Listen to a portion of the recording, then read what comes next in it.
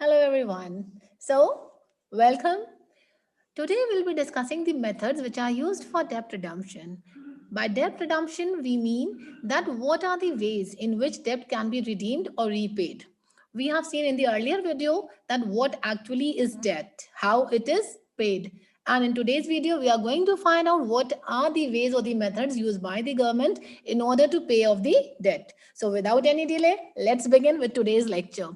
Let's find out what actually is the meaning of the word debt redemption. As I already told you, it is a repayment of the debt that has been taken for some specific purpose or a particular project.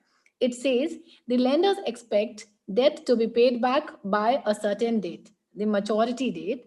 The debt issuer, a governmental entity or corporation, redeems the debt upon maturity by paying the face value and any remaining interest due. After redemption, the debt has no value and pays no more interest. It says that once the payment have been done for the loan that has been taken by the government for a particular purpose, it leaves no charges on the government to pay any interest further once it is redeemed or repaid. There are a number of methods which are used by the government. So let's find out what are the methods. Basically, there are 8 main methods that we are going to discuss in the latter part of the video. So methods that are adopted for redemption of public debt are refunding, conversion, surplus budgets, sinking fund, terminable annuities, and then additional taxation, capital levy, and surplus balance of payments. So these are the top main 8 methods which are used by the government to pay off the debt that has been taken for any particular purpose. So let's begin with each one of them individually, understanding the concept or the method that is implied. First, begin with the refunding. Refunding says that a new bonds or the securities are issued for the older ones. Means the older securities are replaced or refunded with a new one. It says refunding of debt implies the issue of new bonds and securities that I told you, the issue of new bonds and securities by the government in order to repay the matured loans. In the refunding process, usually short-term securities are replaced by issuing long-term securities. This thing you have to remember, that short-term securities are replaced by long-term securities. So this is what refunding is. Next method comes the conversion. Here what happens?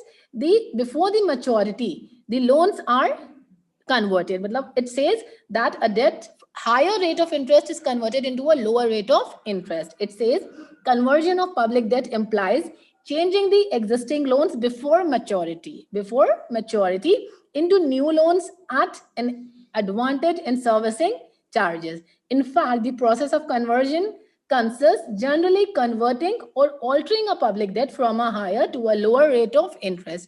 This thing you have to keep in mind, that while doing the conversions, or when we are talking about the method of conversions, the conversion is done and the rate of interest, the higher rate of interest is converted to a lower one. Next is surplus budget. What actually is surplus budget? Surplus budget is a situation when government spends less than the revenue it has received. So it says surplus budget, that is spending less than the public revenue obtained, may be utilized for clearing of public debts.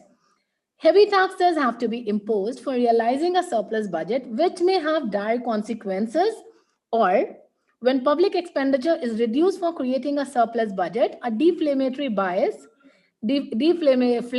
bias may develop in the economy. What does it mean?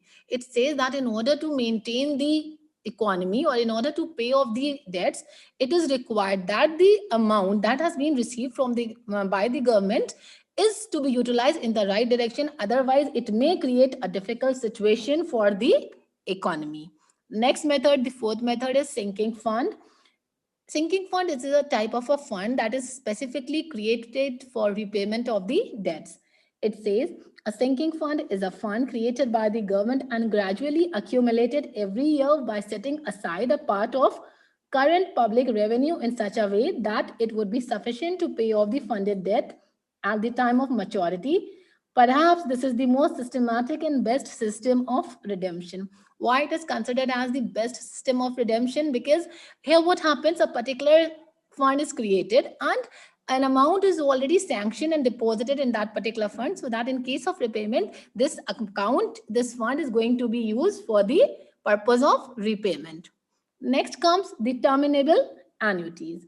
Under this method, the fiscal authorities clear off a part of the public debt every year by issuing terminable annuities to the bondholders, which mature annually. Thus, it is the method of redeeming debts in installment. This is the advantage of this method, that it redeems the amount not completely but partially. By this method, the burden of debt goes on diminishing annually, and by the time of maturity, it is fully paid off. Because here the burden is diminishing just because of the fact, because the installment is being paid over a period of time, and at the time of maturity, the burden is very much reduced. This is what happens in terminable annuities. Next method is additional taxation. It is the simplest measure of debt redemption. What happened? As the name suggests, additional taxation, a new tax is imposed, or heavy taxes are imposed on the people so that more revenue can be generated from the public. So it says it is the simplest measure of debt redemption. It is to impose new taxes and get the required revenue to repay the loan principal as well as the interest.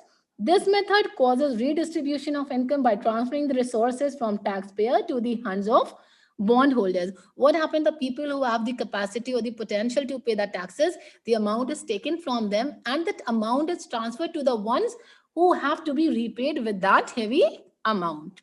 Next comes capital levy. It is a tax or the charge on the capital assets. So it is recommended by Professor Dalton. It says capital levy is strongly recommended by Dalton as a method of debt redemption with the least real burden on the society. Why least real burden on the society? Because the amount is collected through the capital or the capital properties of the people. So it says capital levy refers to a very heavy tax on property and wealth. It is once for all tax on the capital assets and estates. This is how this amount is collected, and the amount so collected is used for paying off the debts that has been taken by the government. Lastly comes the surplus balance of payment. What happened in order to manage this situation? What government do? They promote exports and they try to control imports. Then only the situation is favorable and the redemption portion or the part can be done easily.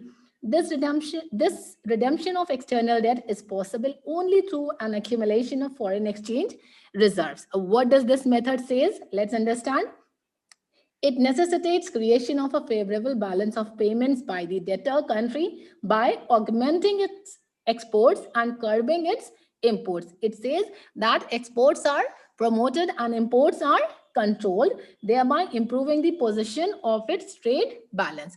This is how it works. When the trade of the country is improved, it means the resources or the revenue of the country is going to be increased, and more the money, it would be easier for the government to repay the debts that has been taken for any particular purpose. So these are some of the methods which are used by the government to repay the debts that has been taken by the government. I hope this video have cleared the concept of the methods which are used by the government for the repayment of the debts.